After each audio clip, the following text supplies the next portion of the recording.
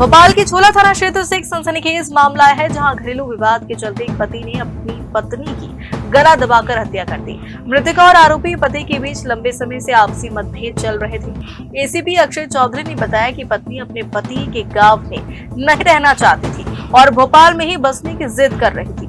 इसी बात को लेकर दोनों के बीच अक्सर विवाद होता था।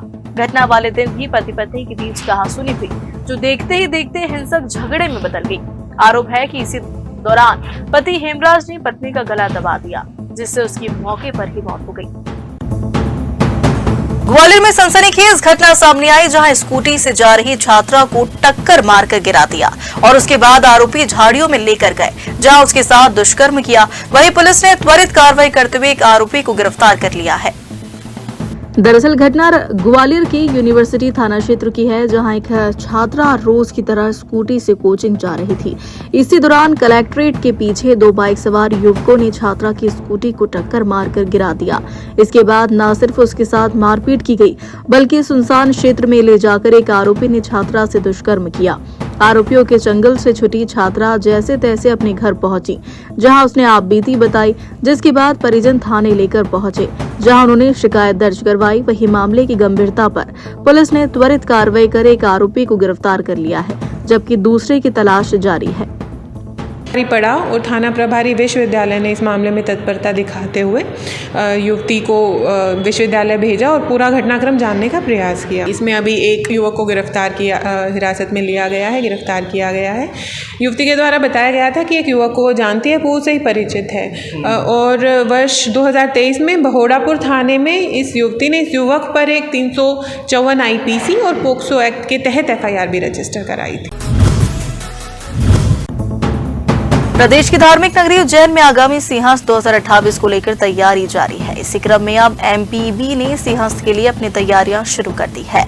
विद्युत विभाग द्वारा शंकरपुर के 120 kV सब स्टेशन की क्षमता में वृद्धि की गई।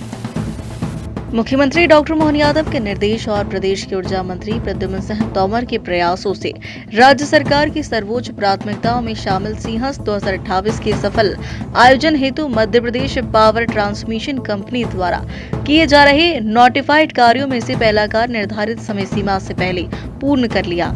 सिंहस्थ क्षेत्र में विद्युत आपूर्ति को अधिक सुदृढ़, सुरक्षित एवं विश्वसनीय बनाने के उद्देश्य से 220 kV Shankarpur sub station Ujjain की क्षमता वृद्धि का कार्य पूरा किया गया। इसके अंतर्गत 20 MVA क्षमता के पुराने पावर ट्रांसफार्मर के स्थान पर 50 MVA क्षमता का नया पावर ट्रांसफार्मर स्थापित कर उसे ऊर्जीकृत किया गया। शंकरपुर सब स्टेशन की क्षमता वृद्धि से सिंहस्थ क्षेत्र के शिप्रा विहार, गढ़कालिका, महाश्वेता सहित अन्य क्षेत्रों को निर्बाध एवं गुणवत्तापूर्ण विद्युत आपूर्ति का लाभ प्राप्त होगा। MP ट्रांसको के अधीक्षक अभियंता योगेश माथुर ने बताया कि शंकरपुर 220 kV सब स्टेशन की क्षमता वृद्धि से इसकी 132 kV साइट की ट्रांसफॉर्मेशन क्षमता बढ़कर 176 MVA हो गई है। जो MP पावर ट्रांसमिशन कंपनी है, उसमें 2 नए सब स्टेशन हम लोग बना रहे हैं, एक हसामपुरा में और एक त्रिवेणी विहार में। दोनों 132 kV सब स्टेशन है, दोनों पे 100 MVA कैपेसिटी इंस्टॉल की जा रही है, जिससे हम सिंहस्थ क्षेत्र को बिजली सप्लाई करने के लिए प्रतिबद्ध है इन सब डेवलपमेंट के फलस्वरूप।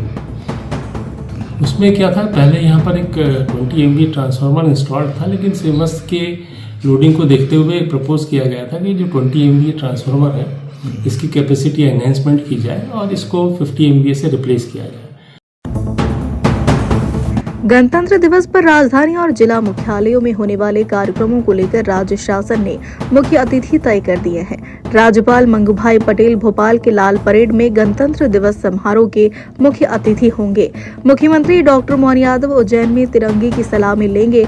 वहीं प्रदेश की आर्थिक राजधानी इंदौर में डिप्टी CM जगदीश देवड़ा ध्वजारोहण करेंगे। इंदौर के नेहरू स्टेडियम में होने वाले भव्य आयोजनों को लेकर तैयारियां शुरू हो गई है। गुरुवार को कलेक्टर शिवम वर्मा ने स्टेडियम का दौरा किया और तैयारियों की समीक्षा करने के साथ अधिकारियों को जरूरी दिशा निर्देश दिए। देखिए, गणतंत्र दिवस की जो शासन के निर्देश हैं उसके अनुसार और पूरे भव्यता के साथ आयोजन हो, इसके लिए हम लोग तैयारी कर रहे हैं। यहाँ पर सभी टेंट वगैरह की उज्जैन के सराफा बाजार के इतिहास में चांदी की कीमतों में ऐसा अप्रत्याशित उछाल देखा गया जिसने निवेशकों और ग्राहकों के होश उड़ा दिए। मध्य प्रदेश स्वर्णकार संघ के उपाध्यक्ष कैलाश सोनी ने बताया कि चांदी के भाव आज 3,20,000 रुपए के रिकॉर्ड स्तर पर पहुंच गए हैं। ऐसी तेजी पहले कभी नहीं देखी गई। महज 4-5 माह पहले दीपावली पर चांदी 1,30,000 से 1.5 लाख रुपए के आसपास थी, लेकिन अब इसकी कीमत 2 गुने से भी ज्यादा हो गई है। चौंकाने वाली बात यह है कि पिछले केवल 1 से 1.5 महीने के भीतर ही चांदी के दाम 1.5 लाख रुपए तक बढ़ गए हैं। इस भारी उछाल के पीछे अमेरिका और चीन के बीच छिड़ी मेटल वॉर प्रमुख कारण है। ये दोनों महाशक्तियां कीमती धातुओं पर अपना पूर्ण नियंत्रण चाहती है और बड़े पैमाने पर स्टॉक जमा कर रही है। वर्तमान में सोने पर अमेरिका और चांदी पर चीन का वर्चस्व है और अधिकांश आपूर्ति वहीं से होती है। इसी अंतर्राष्ट्रीय खींचतान और स्टॉक होल्डिंग की वजह से भारतीय बाजार में चांदी की कीमतें आसमान छू रही है, जिससे शादियों के सीजन से ठीक पहले आम खरीदारों की चिंता बढ़ गई है।